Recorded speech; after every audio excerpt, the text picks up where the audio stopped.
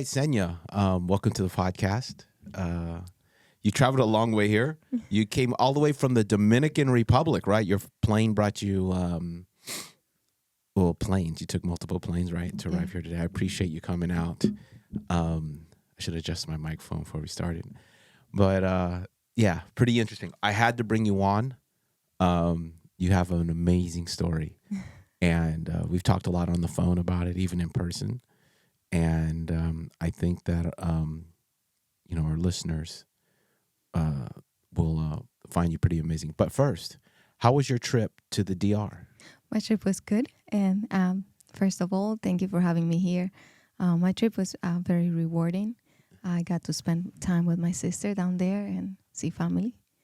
Cool. Were you in the countryside, the city, or where were you? I was in the city. I didn't have time this time to go visit my countryside. Your countryside. Yeah.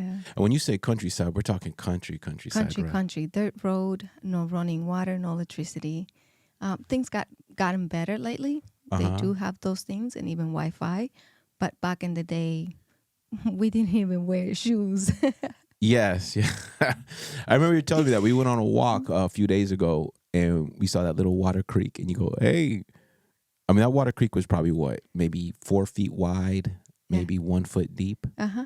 And you're like, and what would you used to do? We were like, I used to shower, and during the raining season in the property, my mother still have like a piece of land. So we got like those creeks, but it's only during the raining season. And so it's close to the house. A lot of the time, because we collect rainwater in barrels. So a lot of the time, like the water we collected wasn't enough for everything in the house, cleaning, cooking, and stuff like that. So we would have to go down to the little creek and shower there. Okay. Yeah, the little creek. So does that mean like there was no shower in the house? No, we do have like a little room separate outside of the house. Very, really deplorable conditions. And you kind of have to like be quick because sometimes like there are parts of the walls that are not even there. And it's kind of like you have to shower before anyone can pass by and see you. Wow. That kind of reminds me of the Philippines a little bit. Like I remember going there. There's 2 areas I stayed in. There was one area where it was I was young, so I was allowed to do this. As an adult male, I would not be allowed to do this, but it was like just one big room with pipes that would just spray water. They might have had shower heads. I'm not sure, but I don't think so. And it wasn't a shower room. It was like just a wooden floor. And someone put some holes in the floor so the water would go through to the dirt. And it'd be like maybe 20 women in there that live in the apartment. It's like a group shower. And I would go in there with my mom to shower, but I was a little kid. Yeah. So there was that. But in the Philippines, also where my grandmother lived, there was no shower. Like you just go in the ocean and just kind of, bird bath it. Yeah, during the summertime, we have to travel to the river. And we have to wash our clothes by hands and then carry it back home. Those big tubs that we wear over our heads.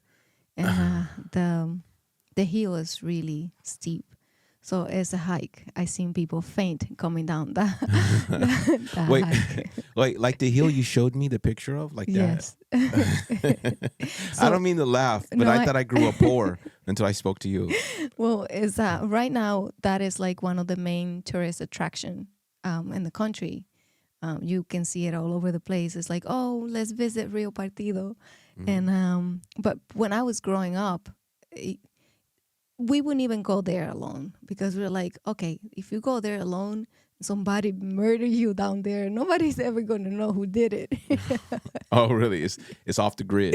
Yes. But now it's like open to the public, and they created a zip line that goes straight down to the river. So a lot of people take that.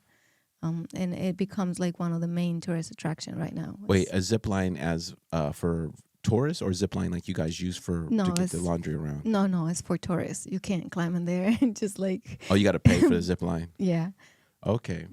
All right, yeah. I know you mentioned something too before, like we man, normally when I tell hood stories, I'm always not always, but usually the one with the worst stories. But you, like when you mentioned the shoes, That killed me. Like, you didn't have shoes, right? Well, shoes were kind of expensive, and that was not like an everyday thing. Like you have your shoes, you wear it when you go out to church, to the doctor, or you know, like at S- special occasions. Yes. We grew up bare feet, but to go to school, you have to wear shoes. Not everybody had it, and me and my brother had one pair that we share. Each? Oh, you shared it. Oh, Yes. okay. All right. Yeah. He will wear it either in the morning or I wear it in night, wear it in the afternoon, or vice versa. It depends on like what was the season of the school, like how they kind of switch the class around. Oh, And okay. I remember one night we were walking to my grandparents' house, and it's loose gravel. The street is loose gravels because well the road we only have one main road in and out. Um, and as I was walking over there and I was wearing his shoes, they were so tight on me that I was wondering if it was just better to take it off and take the pain of the gravel rather than how tight the shoes were on me. Wow. Wow. That's that's that's brutal. That's brutal. See, yeah, no. I mean, I've had shoes that were too small, but not to the point where I debated like walking on gravel. But I know gravel could be rough because my sister has done it before. And the rocks, did you ever have this gets embedded in the skin of your foot and you have to have someone take the rock out? My brother had it, and it got to a point that the skin on his feet were so thick that he could put out like a piece of burning wood. Your brother's foot? Yes, and Dang. they nicknamed him Rodillo, which is like a name for one of those big um, trucks that work on the street, like making it, Yeah, like yeah. the caterpillars. Yes. Yeah, Because his foot? yeah, Wait, because the skin was so thick or because because his skin was so thick it could just basically mash anything. Wow. Wow. That's yeah. So your stories, those are pretty wild. Like, because in the United States, well, I'm pretty sure here there's people like that in rural parts of the country and probably in rural parts of every state, and I know, well, probably rural parts of the warmer states because, parts of the United States get super cold, as you know. Yes. Your sister lives in New Hampshire, Uh-huh. and so you're up there with, staying with her sometimes, and you couldn't be barefoot out there. You'd probably die, right? Yeah, definitely. I could not. But if you're barefoot in California, like say, California, you could survive, or even Hawaii. Have you Yeah. ever been to Hawaii? No, I haven't. Oh man, if you're gonna be homeless or be poor, that's the spot. Because there's food, there's coconuts, there's just Thank you for the everything. advice. Yeah, no, oh, yeah. So I'm just saying, I'm just throwing it out there because it's the weather's accommodating. I'm pretty sure the DR is the same way, right? Yeah, our weather is pretty good even during the cold season, which is like right now. Mm-hmm. It gets a little chilly, but you still can shower. Like it's not gonna kill you. A cold shower is not gonna kill you. Yeah, I think in Hawaii it never gets cold. It's never cold, so everything's warm all the time. It's cool. Like when you get there, when you go to Hawaii and you get off on the plane, like in Honolulu, the airport's open. It's not like a building, Uh-huh. like, and you immediately feel like a blanket of humid air. You're like, whoa, and it's like that. If I've been there in the wintertime, like Thanksgiving, Christmas, I've been there in the summer. It actually is hotter in the summer, but it just, it gets like that. Dominican Republic is kind of like that. Like you get off the plane and while you walk from the plane outside of the custom border, Hmm. your hair is already like a puffy teddy bear. Oh, really? Yes. Got like an afro going on. Yeah. What about I have to ask this and then we'll get into your story because I want you to share your story. I think it's an amazing story. But you guys share your do you guys I'm sorry, I don't want to be disrespectful here. Is the DR, is that an island? Do you guys call it an island? It's an island Okay. with two countries. With two countries. So what separates you guys share the island with Haiti? Yes. What separates you guys? Is there a wall there? It's just a river. That's the border. So people freely cross? Pretty much. They do have like law enforcement the border where they cross. It's just Okay. like supervised by military. So if someone crosses the border from Haiti to the DR illegally, and say they don't get caught by law enforcement, can they just get a job in DR, or is it hard? Oh yeah, they can get jobs. Then Okay. we have a lot of Haitians right now. A lot. Okay. They don't get a lot of the time. They don't get treated fair. Oh, I would wait a say. second. Crap. Hold on. I forgot. No, no, no. We're good. We're good. Sorry. Go ahead. So a lot of the time they don't get treated fair. Uh-huh. But bottom line is that they do the work Dominicans won't do, Okay. like construction. A lot of them do construction and in agriculture, Uh-huh. and they get paid little for that, but it's better than being in Haiti. Yeah, yeah. That's interesting because we have the same situation here. You know, we're on the border of Mexico, and people from South America come up.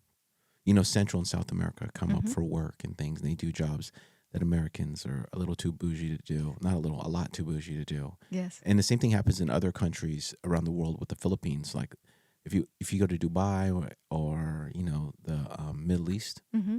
you'll have Filipinos working there, construction or things like that. That's Didn't interesting. know that. Yeah, yeah, they're all over the place. I'm sorry, we are all over the place. But with the Haitians, they speak French though, right? They can speak French, but their main language is Creole. Creole. So it's kind of English sounding. No, No, no, it's its own language. it's his own language. Yeah, it's a lot stronger than French. They can have like French words in it, but it's a lot stronger. Oh, okay. All right. So Creole. So Creole, what is Creole? So a mixture of French and what? Just or is its own creation? It's just on creation. Yeah. It's, Okay. Okay. Yeah. All right. Um, that's interesting. I always wondered how that worked with Haiti because Dominican and Republic are completely different looking countries. yes, and we have more common. There's more things in common with other countries, other Caribbean countries, even Jamaica, if you will. But with Haiti, it's total different. Yeah. It's they keep their culture very intact. Like we absorb a lot from the Spanish, Yes. but they haven't. Mm. They didn't because they didn't blend with anybody. Oh, okay. We are a mixture. Yeah, you guys like I mean not to sound low key racist or whatever it be, but for me, it's even hard to tell the difference sometimes between a Puerto Rican and a Dominican. Like it's very similar, right? Yes. Except the Spanish is better in the DR. No. Well, I don't say exactly that because even the Spanish inside the country vary from region to region. Oh. Yes. In my region, we use the I instead of L's and R's, like at the ends of words. I find that it sounds so ugly. Mm-hmm.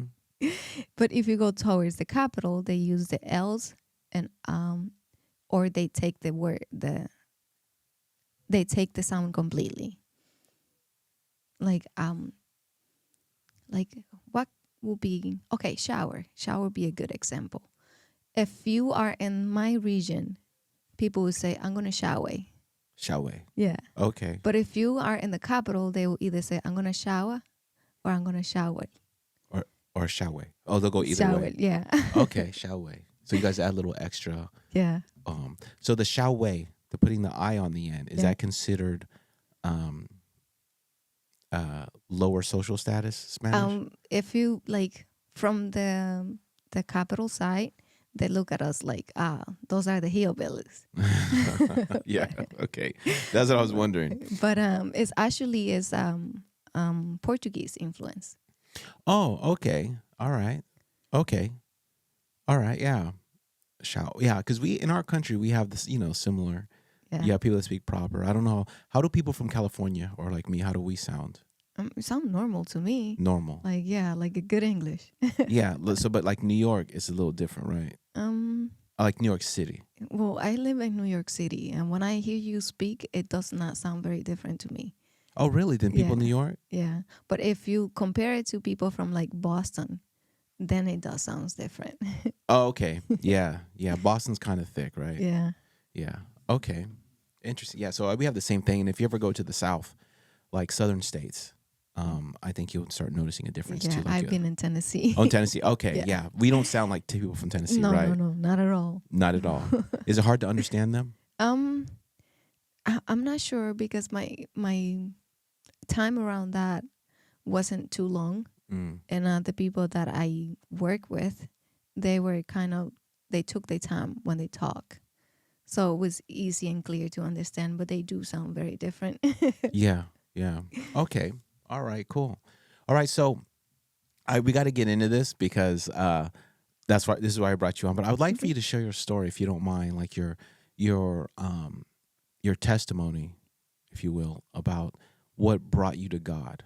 Oh. And I know that it's a very wide and interesting story, and there's a lot of pieces coming in, but that would take like a 6-hour podcast. But if you can just if you don't mind, I would like to discuss like the major events that brought you to God. Because one thing I do notice about you is that you're a very spiritual person. You believe in prayer, and you're all about God. And so I'm like, wow. Usually, someone that is in that position has experienced things and seen things. I have. Yes, and the thing I got to point this out is that what really intrigued me, like there's people here that are like that, United States, right, or wherever, people I know that are very spiritual and they pray, and have friends that are pastors. But the interesting part that got me is, I remember I was telling you about a breakup that I went through, and I was telling you about how I was going through visualization part of EMDR therapy. Yeah. And I was just talking, and I've told this story to other people. And I'm like, yeah, I don't know what it was. Is like there was things appearing in my memory that were not there in real life. And I remember, like, when I was explaining to you, I was like, yeah, there's this green serpent that would appear and this and that. And without hesitation, you knew exactly what it was. And you sent me pictures from you texted them to me. Yeah. While we're on the phone. And it was dead on what I had seen. And I don't want to ruin it anymore by explain, but I've never in my life known someone who knew that level of spirituality where they could identify a lack of, I don't know what they're called, but I would say an entity. Was able to identify an entity that appeared in my memory. And the crazy part is the memory is real, but the entity wasn't there in real life. But as I reviewed it through therapy, when I'm hooked up to an EMDR machine and it's going into my subconscious, that thing would appear, and the serpent would come out of the person that was trying to manipulate me, who had manipulated me, but try to continue manipulating me. And you just like, it's this. And you gave me this whole history on what it is. And I was like, most people would freak out. Actually, I've told people what you've told me about it, and they get scared. Isn't that crazy? I'm telling them third person. I'm telling them it's not even happening to them, and they're freaked out, and they don't want to talk about it. So, but if you don't mind, can we get into your story about how? Oh, did you have something to say about that story? No, I think the one thing I was going to say is it's not that I have practice, but it was practice in my family. Yes. And I seen a lot of that from the background. Yes. So I'm not an expert, but I can, by what I know, by what I seen, I can be like assert of when I point something out. Yes. So how did it all start? How did your journey to discovering God or connecting with God start? That's a long story. I'm gonna start with my childhood. Yeah. My childhood have like many different parts to it. One of them is I was growing with my grandparents. When they passed away, I went to live with my mom and dad, and that wasn't necessarily the best family structure. But my father family have practiced witchcraft for a very long time. His grandmother, she died when I was still young infant. She was known to be a powerful medium. The whole family tells stories about how she would converse with dead people. Mm. That was her level. And on top of that, she also did like um,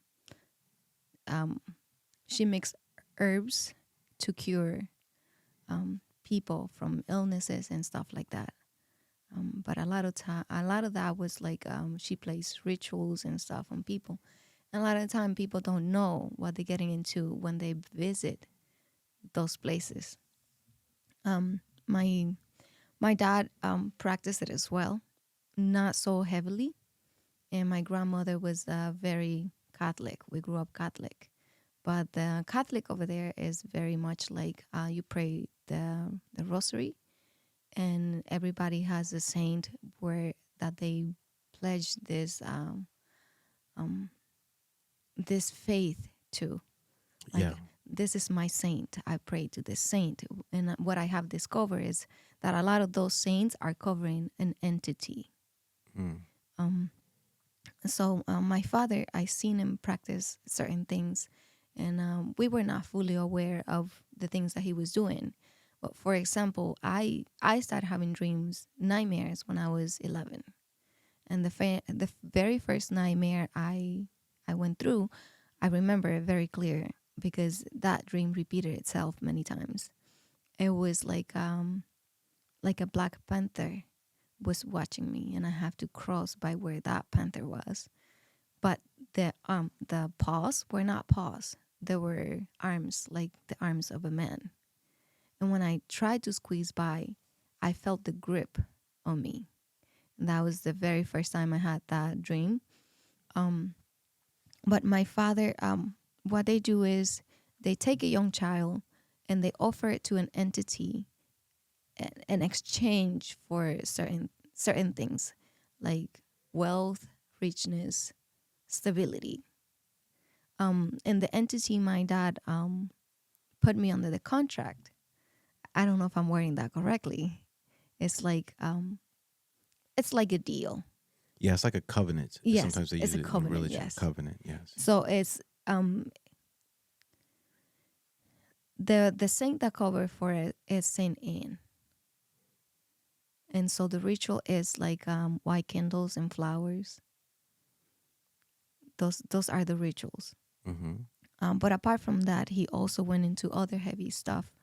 Like one time I was ill, and he cut a piece of hair from my head, and he carved the sign on my hand and one tree, and he put my hair in there.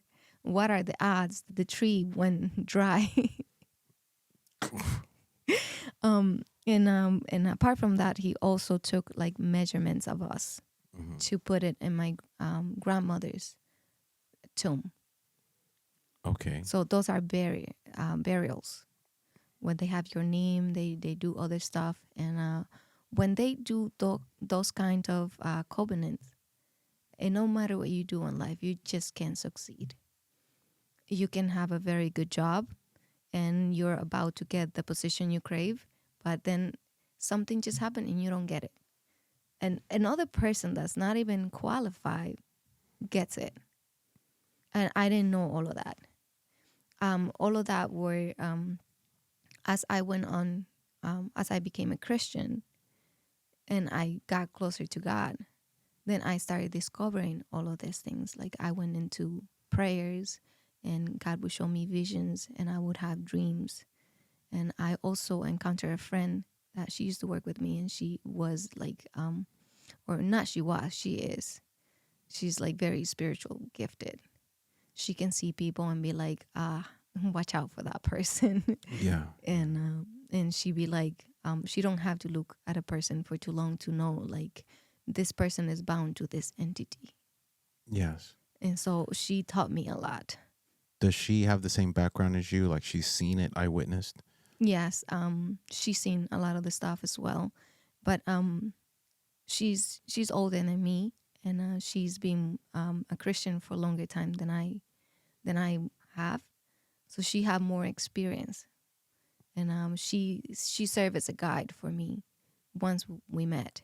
But to go back to my childhood and my father, how I got to know God was that he threw me into an arranged marriage when I was 16. And I have 2 children with that man. When you said arranged marriage, is like was it a trade for something or? There was money transaction, and but I forgave my dad. Mm-hmm. I have, and I understand that he didn't know any better. He grew up around all these things, and he grew up surviving. Yeah. And the one thing that came to his mind when that happened was like, oh, this opportunity, I cannot pass it. This is the opportunity I'm looking for. Like, if I marry her to this man, she won't need food or anything because he was 8 years older than I was, and he already had a house, he had cattle, land, and he also worked.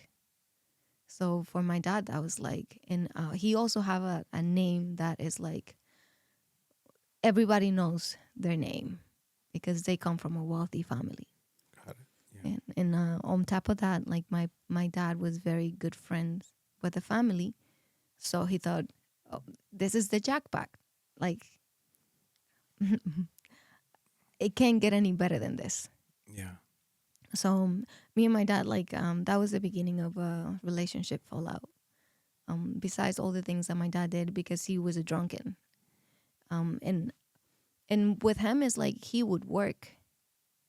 That's why we went through so much like needs. It's because he would work, but then he would drink it. But things didn't start to get like really bad until my dad started going into doing rituals and practicing. And he even brought home like one of those big drums, and Yeah. he would play voodoo music in the house. Ooh. And in that time, like everything just vanished. Everything we had. We weren't growing anything on the land. We and the raining season came, and that's also like whatever food is growing is gonna get damaged by the rain. And there's like very few work to do. And so everything we had is just like it just went from our hands. Then my dad added the drinking onto it. It was just an unbearable nightmare. My dad would come home drunk, and we would have to chase him in the middle of the night. You woke up like at midnight, and then you're warm from your bed, and it's raining outside. It's mud, it's muddy. There's puddles of water, and then my dad is just running rampant, and we're just running after him, trying to catch him, trying to bring him home, trying to reason with him. But after that, my dad stopped for a while, and then he would do it again. Every certain time, he will fall back into his habit, and we will be steady. He was a good dad when he wasn't doing rituals and drinking. And then when my kid's father showed up, he was like, I can't pass on this opportunity. He threatened me to take me out of the school. He threatened me to kill the person I like, which was another high school kid. He threatened me with that, and I gave in. I accepted my kid's father to come visit me. But go figure, he knew exactly my story, and so he used it to manipulate me too. So I don't have the support for my dad or my mother because my mother backed my father decisions all the time. Whatever my dad decided, that was it. That was unquestionable. So my mom was on board with that. And my kid's father, knowing that I didn't like him, he threatened me all the time. Oh, I'm just going to tell your father you don't like me because you like another person. And come to a point where they cage me and the two of them. And my father's like, oh, and this is the time you have to go. I remember I'm 16. You have to go. You have to move out. And so I did move out because then after that, like, that's the conversation I have today with my father. And my kid's father showed up the next day and he's like, you have to move out with me. Either you do this or don't come back anymore and I'm going to speak to your father. And I'm like, okay, so this is heavy on me. I'm the only one with the decision. Plus, my dad is already drinking again and it's unbearable.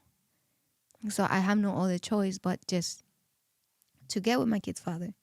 Remember, I did not sign no paperwork because I'm still underage. However, my dad did spoke to the judge of the village to make sure that he knew that I was under somebody else's responsibility now. So it's kind of like a verbal agreement. Yeah. So once I was with him, he was abusive, and things were just not right because I would just not let him. Hmm. So because things got to be so bad, I started visiting an evangelical church. My kid's father, his mother used to go there. She used to visit that church. But their family themselves, they practice witchcraft. they're, So they're, so you're just kind of surrounded by it. yes, it was very normal. It's very normal. It's like, you know it, it's there. You don't like it, you don't mess with it, you respect it, but it's there.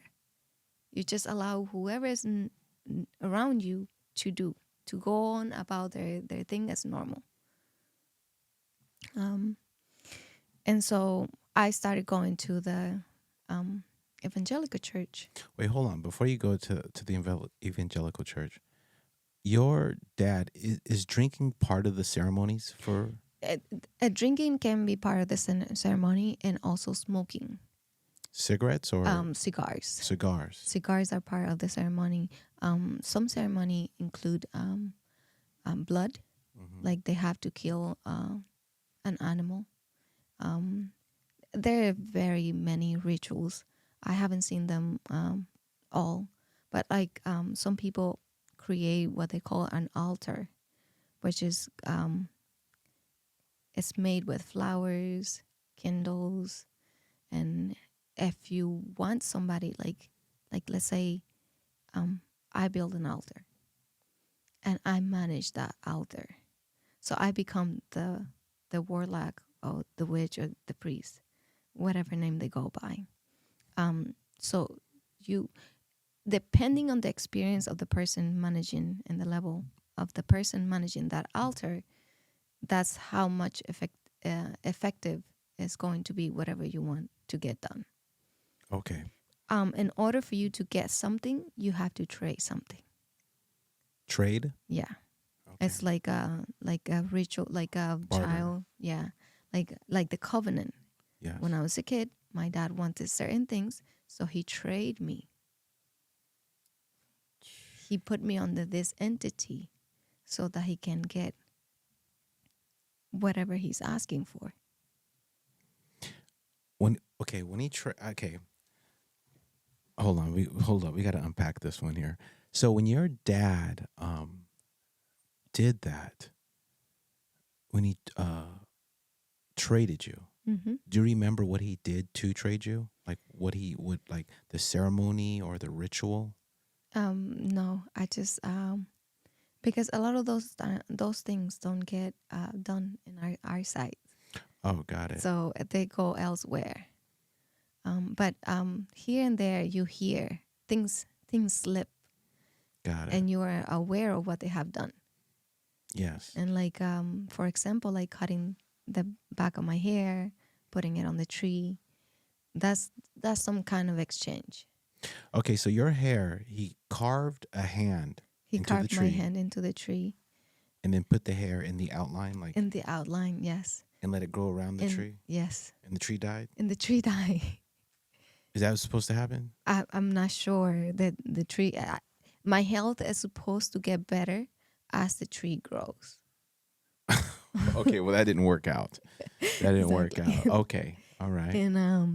And so with that, with the entities, they ask for alcohol, cigarettes, they ask for dance, they ask for you to wear a specific color. But you said they asked for dance, Yeah, for you to dance for them. yeah. Okay, got it. And you have to wear specific color.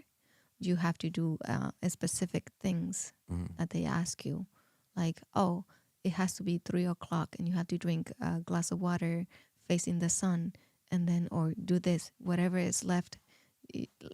I'm, I'm just like making this up. For Yeah, but you're just example, giving examples. yeah. For example, like, oh, in the leftover of the water, you pour over your head, or you just like throw it back and you don't see it. Yeah.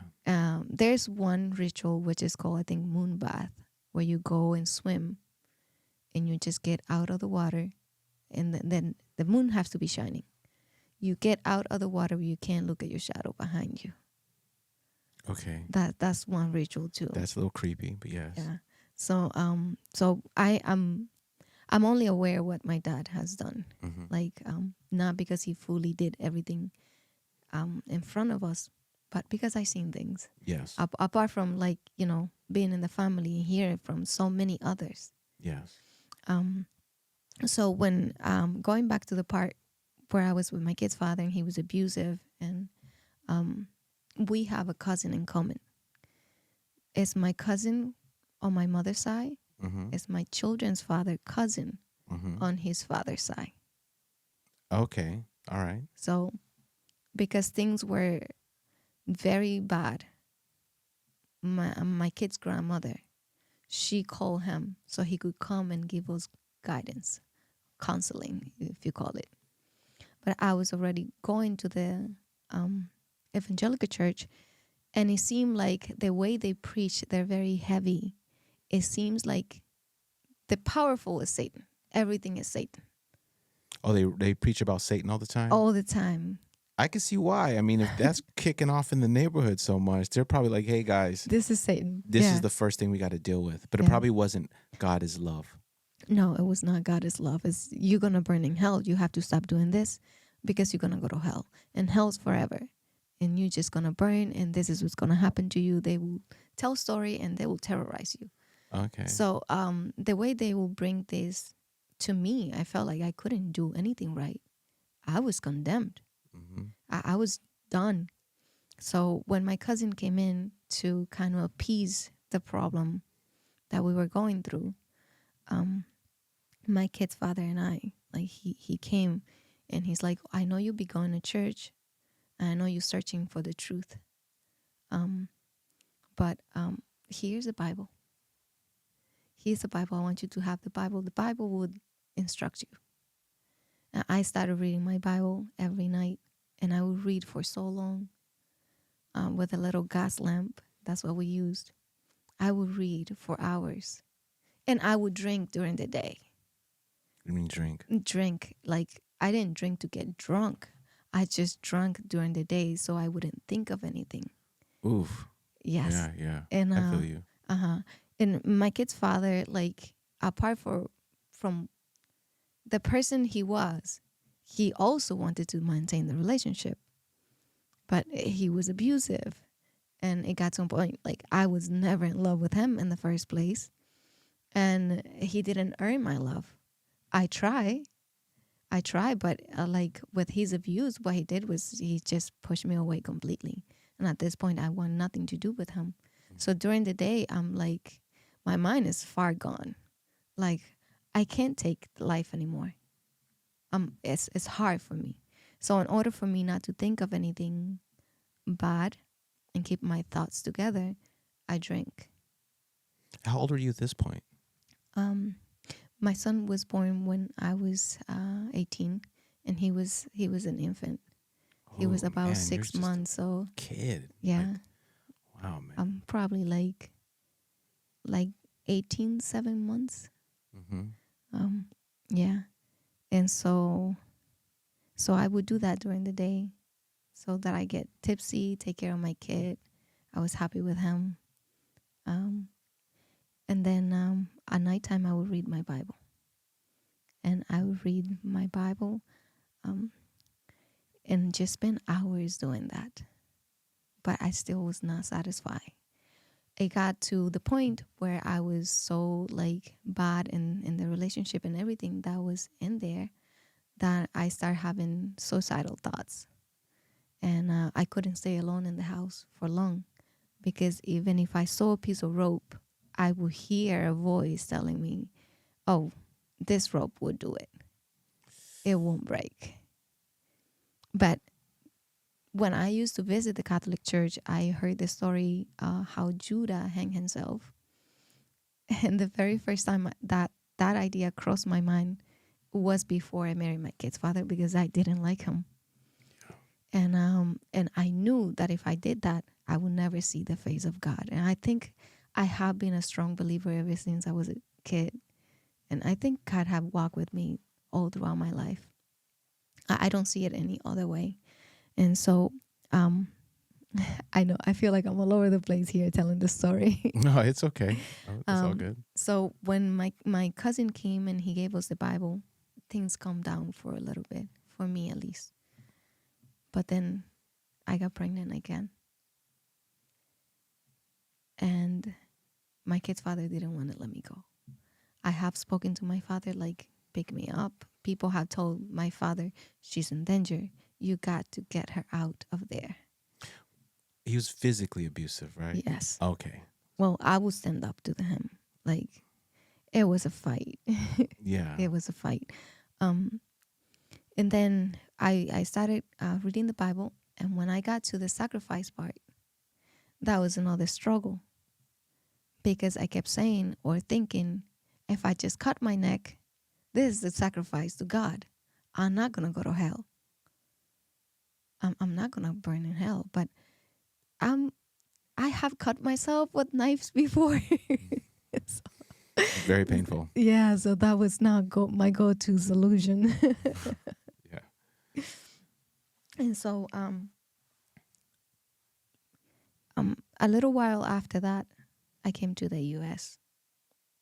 My boys, like after, I gave birth and all of that, I came to the U.S. and my boys were back in the Dominican Republic, and they were with my cousin, and she was a Christian, and she instructed them very well. So when I got them into the U.S., we keep the health message and the Sabbath. It was my son. He was 7 years old. Wow. And I'm trying to make the transition for him as easy as possible. Remember, by this time, I have read my Bible. I know, like, in my mind, the Catholic Church is not the place for me to go. Yeah. So when they come over, I make him dinner and I prepare him plantain, salami, so that he wouldn't start missing the things he's used to having at home. Like, I'm trying to make an easy transition. Mm-hmm. And he just looked at me. He pointed with his finger. What is this? And I said, Papi, that's salami. And he goes, I don't eat that. I'm a Christian child. And I was like, all right, fine. I'll make you eggs. I'm not going to fight you with that. Then another time he was like, what day is today? And I said, it's Saturday. And he goes, so why are you cleaning the house? It's the day of the Lord. You're supposed to rest on the Sabbath. And I was like, yeah, you're right. Okay, fine. I'll clean some other time. Oh, yeah, because the fourth commandment, sábado. Yes. Yes. And so after that, he's like, when are you taking me to church? When am I going to get baptized? And I was like, all right, we're going to do this soon. We started going to church.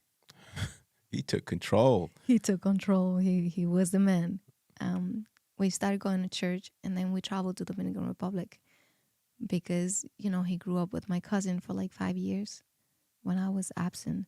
And he knew everything from the Bible because she instructed him. Mm-hmm. So we went to the Dominican Republic, and he was the very first one to get baptized. Oh, wow. Yeah, he was the very first one. And then 2 years after that, it was me and my older son. We got baptized too. And that was about 10 years ago. And from there on, I started walking with God.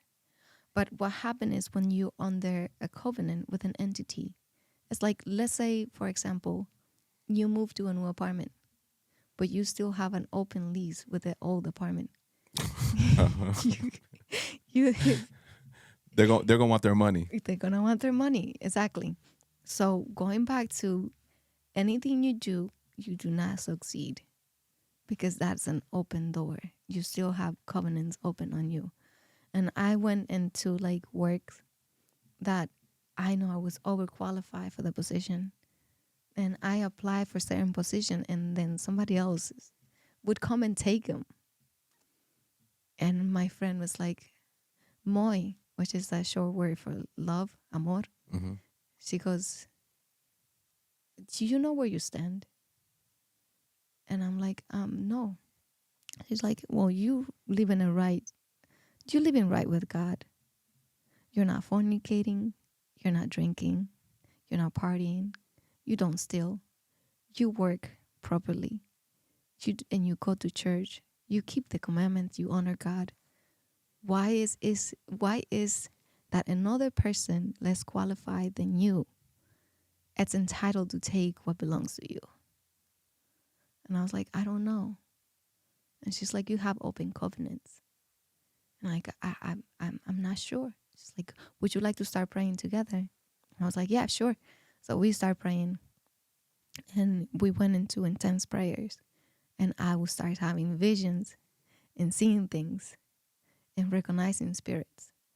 And one time I'm praying in my bedroom, and while I'm praying in my bedroom, I closed my eyes and I felt a presence so close to me that I thought it was gonna hold my mouth shut. And when I finally, when I felt that the presence was out of the room, I was standing and facing the wall because I moved during the prayer and I was not aware I was doing that. And it was intense. It was very intense. And that's when I realized, I was like, okay, this is not a game. Prior to that, I went through other experiences as well. And I was still kind of I won't say naive, but it was normal because I seen it. Yes, and um, yes, I. How can I say this? That's one thing that I think that Christians or believers, let's say Christians, Mm-hmm. but let's add other faiths to it, Mm-hmm. whatever you want to call it. I don't know. Some people like if you add Christianity plus New Age religion and Mm-hmm. everything else.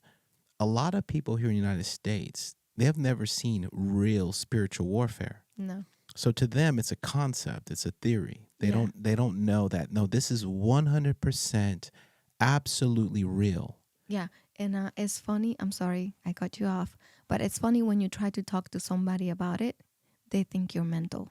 Yes, yes. So you don't talk to people about it because here No, not they'll here. judge Because, you. yes. Yes, yeah. And I try to explain that to people because um, I'll get to your story in a second. Yeah. And I apologize for interrupting you. It's fine. But like my family, there's generational curses for sure. Mm-hmm. You know, I even talked to my aunt who turned her life around. She used to be a drug addict and whatever else, and turned her life around. Now she's a minister, Mm-hmm. and I think she's in her 70s. Wow. She's in her 70s, and she's been a minister for a while now. And we were actually at a funeral, my aunt's funeral, about a month ago, and we were talking about generational curses. And Mm-hmm. my EMDR therapist is also a Christian, and we talked about it. And we kind of were doing this generational curse thing. We didn't get a chance to finish it. It's a long story. I'm hoping to find a way to get it finished with her, Mm-hmm. but I had to pray to break those. Yeah. And I would speak to my mother, and my mother would tell me about entities Mm-hmm. that have always followed us since I was a kid. Yes. Like even when we would move, we've literally had it so bad that like my mom, I'd be a baby, Mm-hmm. and my mom would not go in the house unless my dad was home. So she'd sit out front because it'd be in the house doing stuff. Yeah. Or it would we'd park the car in the garage. It would turn the lights on in the car, and you would, and here's the crazy part. My dad's a war veteran, do you use the word machismo? See? Machismo. Yeah, machismo, right? Yeah. And they open the garage. There's a woman sitting in the back seat of the car. Oh. And my dad he lost it. And so we don't tell a lot of people about it, but we actually had to move before because of an entity in the house or entities. Yes. And then it Yes. followed us to the new house. We had that too. Yeah. We have moved from places. My sister got to see it. Yes. My sister got to see it. We used to live at this house that were my grandparents' house, and that's where I moved out with my kid's Mm-hmm. father from um and I'm sorry, I know you're No, no, no, explaining me no, no. It's something. okay. So when we were living there, um there was a night, like they would hear things outside. They Mm-hmm. always say that the place was like haunted. They have many stories there. I never felt anything like that. But when I was between like 15 and 16, prior to getting with my kid's father, I would have visions and dreams that did not come from God. For example, when a person in my family was going to die, I'll see them. I'll see them prior to their death. Yeah. And I will see things that would happen the next day. Like there was one morning, and I'm just gonna use this for example. Like the way you do it is like you're not fully awake, but you're not sleeping. Your conscience is awake. You can control, like, those stages where you can control your dream, Mm-hmm. but there comes a part where you can't control it, but you know what's happening. So there was a night I'm sleeping, and I'm having one of those type of scenarios, and I just see this man. I just see him. Never seen in my entire life. And I get up in the morning. I start going on my daily chores, and get who's coming to get my father. The man I saw in the dream. Oof. Well, not a dream, but like, the man I was seeing. Yes. And I get like goosebumps, like, oh my Lord, this Yeah. is what I was seeing. So I went into like a lot of those visions and stuff, and I started to get scared. I pray, and I kind of calm down for a while. I move out of the house, and my sister, one night they're hearing stuff, and she turns around and she sees this big black fluff in the middle of the living room. Why are you smiling? Because it's just like, um, I don't know. I just at this point it's not that it's funny, but it's just like the encounters with such things are so common. Yeah. And she see this big black fluff in the middle of the room, Mm-hmm. the middle of the living room, and she turns again and it's gone. And my father and my mother, they heard something that night that even my father that messes around with the dark side got scared. And they're like, we're moving out of this house. We're moving. And they moved. Yeah. So when my son got baptized, and I'm sorry, like I'm so all over the place, going back and forth. I just wanted to touch bases on this experience that I have. Mm-hmm. When my son got baptized, we moved out of New York. And my friend, like, I met her at church. She used to come to church with her other friend, and her other friend was my friend. It's just like a friend kind of thing. My other friend knew her and knew exactly her problem, because her experiences with it was a lot stronger than mine.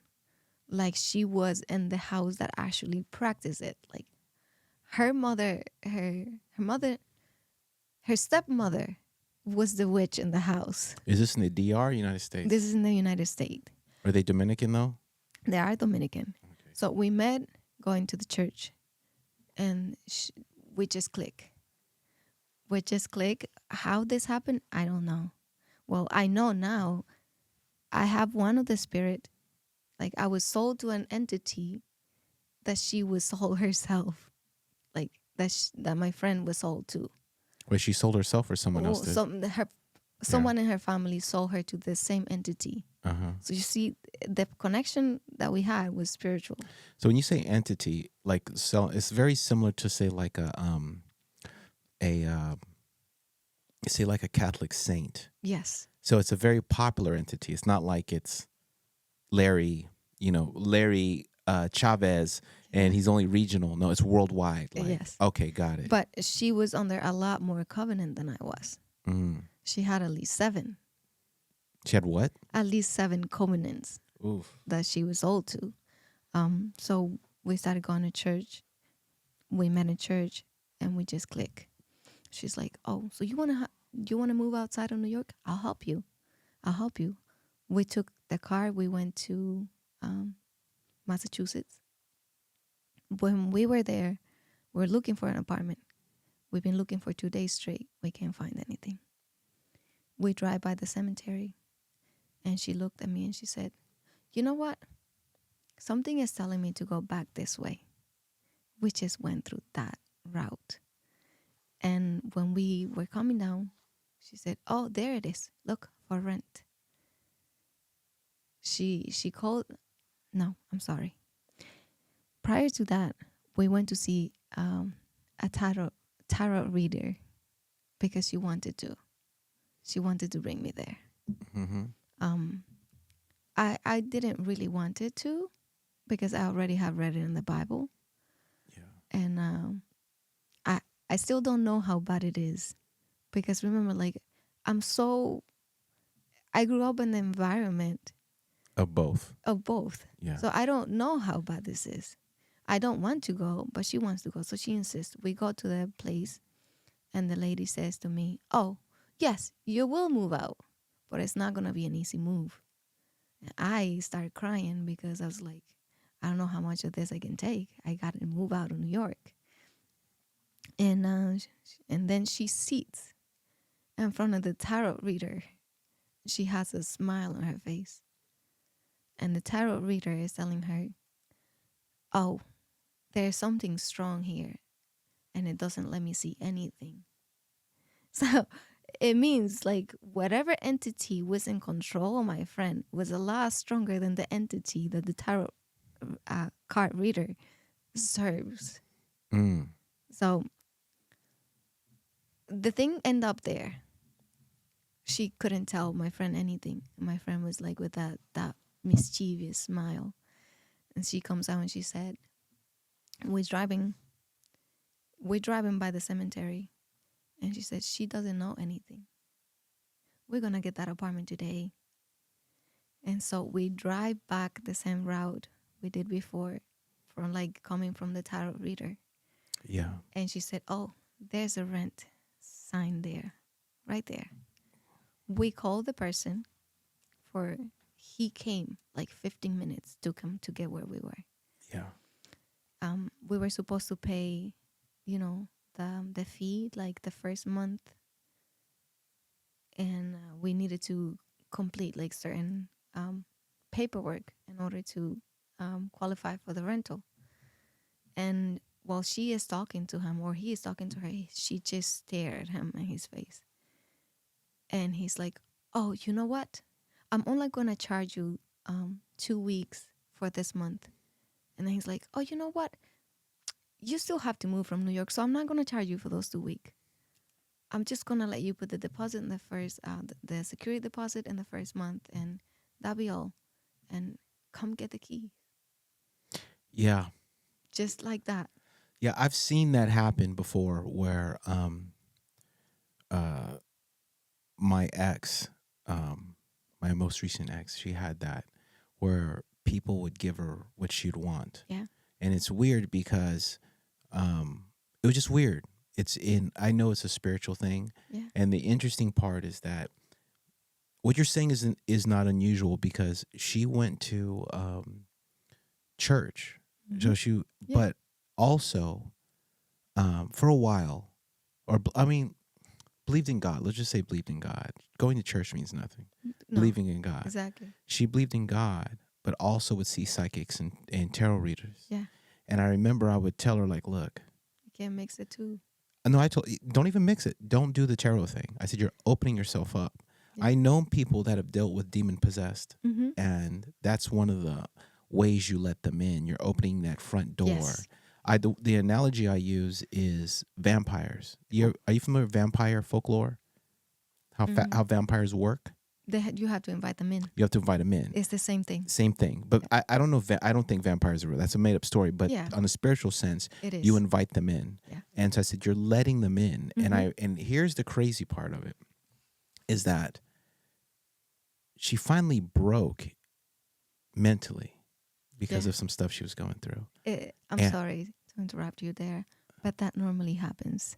It's just when you deal with entities their point is to drive you to that stage.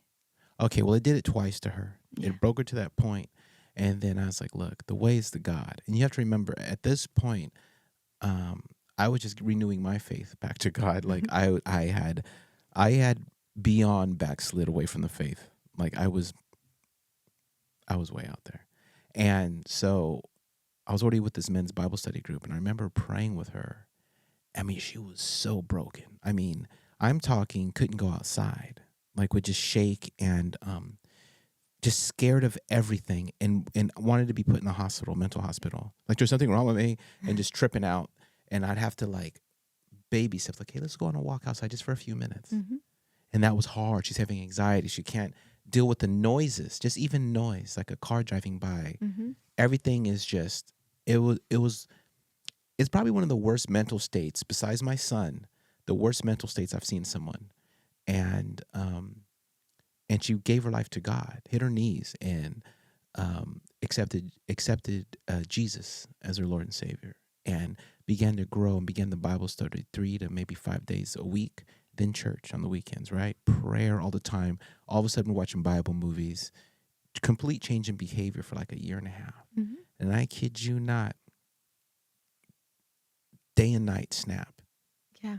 And went right back. Because she still have open doors. She still have pending covenants that she didn't close.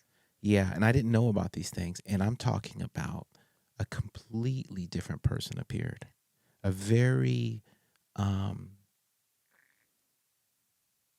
almost evil, like very bad person. Then unrecognizable.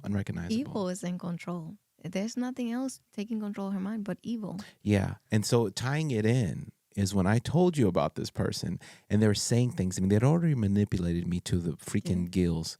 But when they were speaking and that serpent was coming out and you're like, it's this. And I don't even want to give this person credit. So let's not even say this entity's name. And I apologize in advance for freaking out listeners, but you nailed it on the head, even down to her behavior. She does this, like you named it so well. It's like you knew her. And I was like, you got to be kidding me. And you're like, did it look? I mean, it was down to the color of the serpent, the color of the serpent's tongue, the size of the serpent. It floored me. I immediately text people, boom, look at this. And they're like, one of my friends responded, get over her, man. Don't think about her. I go, no, it's not that. It's not that I'm like digging up that. It's that someone understood what I saw. Like you knew exactly what I saw. Another friend of mine who I talk to a lot, I won't say her name, but she was like, after I spoke to her, I could tell she felt uneasy. And I spoke to her the next day. I said, hey, I'm sorry for talking to you about that because it freaked her out. But I know that stuff is absolutely real. And I pray for her still because she definitely has an attachment. Yeah. Like there's an attachment issue there. And it's crazy because the psychic had told her, let me give another background to it too. She used to be married, right? When she was married, she called a psychic. And then she came to me one day, she would secretly do it. She goes, hey, Kenny, I called a psychic. She would go, her ex-husband was very controlling. And so, but she was, for you to stay in that environment, there's something wrong with you too. You need some help yourself. Yeah, definitely. So she got like a prepaid card with cash, like from Target. They called a psychic. So the call couldn't be traced, like paying for it. Yeah. And she's like, oh, the psychic told me that my marriage is going to end and I need to leave.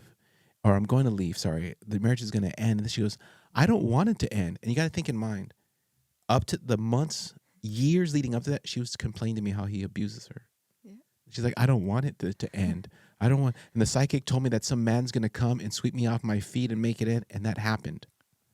But I said, listen, just because a psychic says something, it doesn't mean it's true. And I try to explain to her,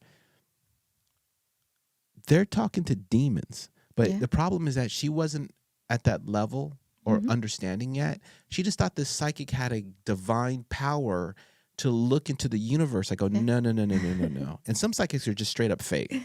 Yeah. But sorry, I could tell by the look on your face, you got something to say. Go for it. Yeah, definitely. So what happened there is this. When you go to a psychic, Yes, you open a door. You invite them in. Yeah. You can probably you remember when the Bible says when an entity leaves, when I don't exactly I remember. understand when God it clears out your house, when you When you cleanse your cleanse your house. home, and the spirit wanders and come back with 7 stronger. Yeah. Okay, so that is very real. For every entity that you clean yourself out, there's another 7 that are coming in. If you allow it. If you allow play it. with fire. Exactly. But one door that you open, remember, God knocks on the door and he comes in if you let him. Mm-hmm. Devil's not like that. He's just seek for an opening. Yeah. The minute you tempt with something, that's it. He's in. Yes. Yes. So going to that, the experience with my friend, I came from New York. I rented an apartment, and then a month later, she lives with me. Mm-hmm. When she's living in my house, she starts saying, "Hey, I want to buy a candle of this color, and I just feel like some energy here." So it's very scary when people saying, "Oh, the energy." They don't know what they're talking about. That's spiritism. Yeah. So she's like, "Oh, their energy here. Mm-hmm. We need to clean it out." It starts with one candle. Yeah. Remember, the one with the many entity is her, but we do have an entity in common, and that's what makes us to get along so well. Yeah. It's like gangs. When I was involved with gang stuff, all of us have our different problems. Yeah. But that I believe that there's a spiritual piece to gangs. Yes. That entity or that spirit that draws you to gangs, Yeah. that's our commonality. Yeah. Go ahead. So and that was the entity we had in common. And she moved in with me, and then she light the candle she asked for. It's like a black candle.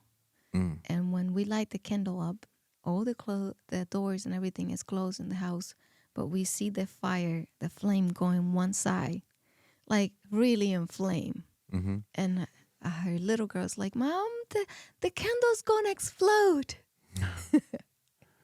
And she's like, "Oh," and then she gets in the bathroom. She's about to take a shower, and the 2 mirrors we had in the bathroom, they collapse. It's like, "Oh, everything is fine. The bad luck is broken. We're good. We're good. Things are gonna be good." And then she started telling me, "I want to go back to the tarot reader person. I want to go back there." And I'm like, "I don't think we should." She's like, "Is something telling me that I need to go back there?" This is before Halloween. And I said, "Okay." It's like it calls them back. Yes. Yeah. It calls you for more, because then now you have more need for search. It just gives you like a little bit to hook you up. And then you get more curious because you want to know more. You just want to know more. Can I say one other thing too? Yeah. I spoke to her, my ex, about this. I said, listen, because she accepted Jesus. We were arranging her baptism. Mm-hmm. Like she went through the whole thing. And right before the baptism time was coming, this is when it happened. She flipped. Yeah. No more Bible, no more God, no more nothing. Yeah. It was like fast, real fast. I'm talking a day or two. It was real quick, but just real quick. Sorry to interrupt, No, but it's fine. you made me, what your look made me forget. Wait, hold on. She was warned. I warned her, and other people warned her. Listen, this is real. Mm-hmm. It's gonna try to suck you back what you left. And she's like, I don't want to go back. I remember she'd be in the shower. I could hear her crying and praying in the shower for Jesus, just keep me. Yeah. And it's crazy to look back, like, and she still got pulled like that. Yeah, because again, you have to break loose all of these things. Like you have to close those covenants. Yeah. And once you start breaking loose from that, there is a period of fight. Yeah. Like there's a fight that goes on. Whatever it is, they're gonna fight to stay. Spiritual warfare. Yeah, it's spiritual warfare. They're gonna fight to stay in control. They're gonna fight to stay in the territory to keep you. Mm-hmm. Like, if you're not looking for God sincerely, they're not gonna fight. You're not gonna feel anything. There's no change. There's nothing in there. They don't have to worry. But once you go in for God and you go for real, there's gonna be a fight. It's like there's an evangelist. The evangelist actually taught me the Bible and really sunk everything in. Mm-hmm. I remember he was explaining. He said he was talking about spiritual warfare, Mm-hmm. and he says dark spirits, they're like hunting dogs. Yeah. He says this is what a hunting dog does. Like if when the hunter, say if the hunter shoots 2 ducks, the one that just drops dead, the dog doesn't go after that one. No, It's not going to put up a fight. definitely not. The one that was maimed, that's trying to get back up and fly again, Yeah, that's the one he wants. Yeah. And he'll go after that. exactly. Yeah. So if you're spiritually dead, going to church, going through the motion because you don't want your significant other to break up with you, so you're just doing it, but it's not real. Yeah. Yeah, everything will seem all right. Yeah, exactly. But when you really, really, and I've had that happen, like that's why I think I even went through that whole transformation that caused me to have this change, is that it was major spiritual warfare. But yeah. can I mention one other thing too, since we're talking about this? Sure. I got to share this. Since we're talking about, did your father? Was it voodoo he practiced? It's Santeria. Santeria. Okay, I thought it was voodoo. Well, they practice both, and sometimes they don't know the difference between one another, and they mix it. Oh, okay. It still is the same effect. It's Same still the same effect. devil. Okay, same devil. Okay. Well, there's a guy that I want to explain to you. I don't know if I've ever told you about him. I think I mentioned his name to you. There's a guy who I learned about a few years ago. He's a warlock. He was a former warlock, a voodoo warlock. Mm-hmm. And I don't know even sure what a warlock is, but now that you explain, that's someone who runs a temple? Yeah. Okay. His parents have given him over. I don't know his real name. This is in Liberia. You know what Liberia is? Yeah. Okay. For those of you who don't know Liberia, it's in Africa, and a lot of former slaves in America went there, and they tried to recreate a version of America in Liberia, but they didn't get the help that the nation of Israel got. So you know how that would go. But so his parents dedicated him to a temple. Yeah. And as a warlock, and they gave him over as a voodoo warlock, and he practiced voodoo or Satanism. No, I'm sorry, Satanism, straight up. And I can't remember his real birth name, but his warlock name was General Butt Naked, right? Like you don't wear clothes butt naked. Yeah.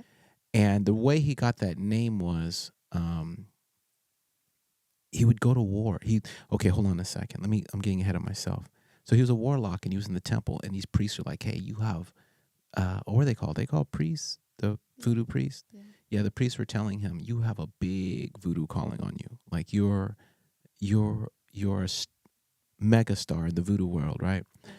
And because not only is he a warlock, but he's also a fighter.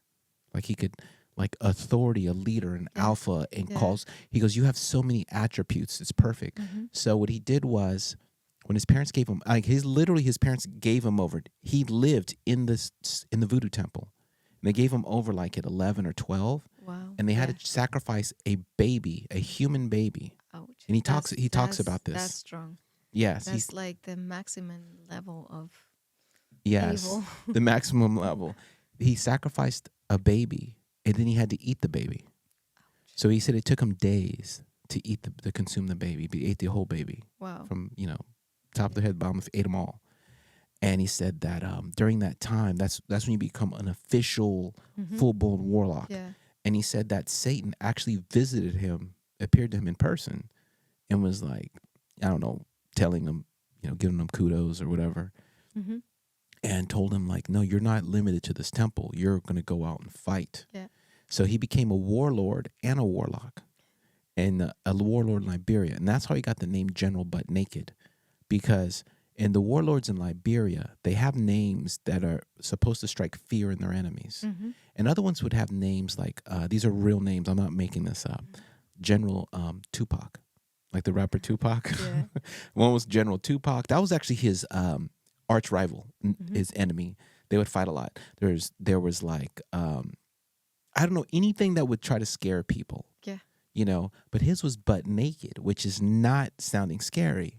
But how he got that name was that before they would go to fight, he would like say if he's going to go fight in, say what city are you from or village in the Dominican? I'm from Mocha. Oka? Mocha. Mocha. Okay, say if he say he's gonna go to Mocha, when they go to Mocha, they'll find a kid. He'll tell the soldiers find a kid. He would sacrifice the kid to Satan and then eat him before they go to fight. Then he would take off all his clothes, and the only thing he would have is his gun and a machete. Yeah. And he would just go to full war naked. And that's why I called him General Butt Naked, because he was known to fight naked. Mm-hmm. And he never was shot. Like so many people around him. I mean, he's in the front. Mm-hmm. He never got hurt, never got injured for years. You can look him up on Google, General Butt Naked Liberia. You can see pictures of him. He's naked. They blur his junk, right? And he's out there throwing down. And it went on for years. And then something amazing happened to him. There's a documentary. The channel Vice did a documentary on him. And Vice is that channel that's on HBO, but they're also on YouTube. It's VICE, the Vice channel. They went over there to go visit General Butt Naked to see how he was doing, right?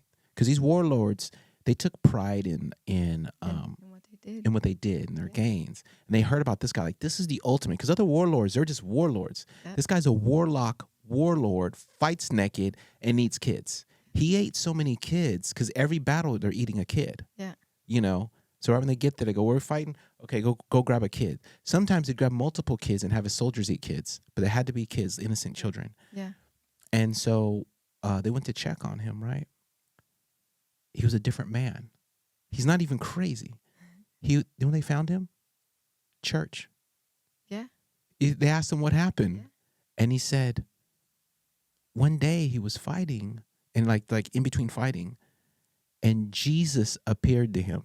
Jesus. He wasn't raised Jesus. Mm-hmm. Never been to church. Mm-hmm. Didn't know who Jesus was. Mm-hmm. Jesus appeared to him and told him, you're not supposed to be doing this, and what you've done is wrong. Yeah. You don't kill people. I am the real God. I'm the truth. Or I'm butchering what he's saying, but Jesus revealed who he was and told him that he's doing evil. And he said he felt so convicted that he turned himself in to the authorities as a warlord. Uh-huh. And they dropped the charges. They didn't charge him with anything. They just let him go. Wow. So he's like, he knew it was God because he had committed so many war crimes. Yeah. He goes, what do I do with myself? So then God tells him, this is a real story. He's alive. You can see, preach the gospel. Yeah. He got a Bible and started studying the Bible, learning about God, and he goes and he preaches, and he's a public speaker, and he talks about spirituality and spiritual warfare. Yeah. And the crazy thing is that when Vice was there, Vice News, they're filming him. Mm-hmm. It's like an hour-long documentary. It's amazing, and it's real. This isn't made up. Even some, like, you can see news articles about him online anyways. Everyone in the world had to be reported on him because he was the most successful warlord in Liberia. Of all the warlords, he was the top. He was even hired. There was a corrupt dictator of Liberia. Mm-hmm. They hired him and his team to protect the corrupt dictator. The dictator actually got arrested and sent to prison for life or whatever, right? Yeah. His team, he never got in trouble for nothing, for anything. And so when Vice was there, this is crazy. Vice was there. They're still, Liberia is screwed up. It's destabilized like pretty much all of other Africa. Mm-hmm. And he was talking, and he's like, yeah, so, he's talking. He goes, there's stuff there. He goes, I know that smell. And the news people were like, yeah, they had street vendors. Yeah. He goes, that's human. That's human. That's human. Yeah. He goes, I know what it smells like. And he went over to the vendor, and because they knew that in Liberia it's illegal to eat human, which it should be.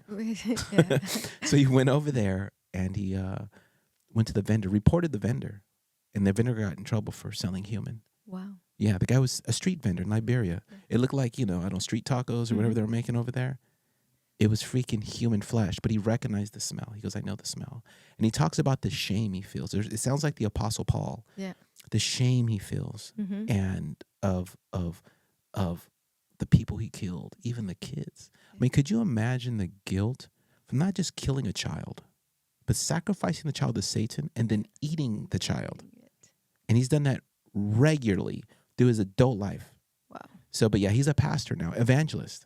And Yeah, General Butt Naked. But that's not his. That's his old name. His new name, I don't know what it is. It's some ethnic Liberian name. Mm-hmm. But yeah, he's a full-on evangelist pastor now, and preaching. Oh, one other thing, I got to tell you this about him.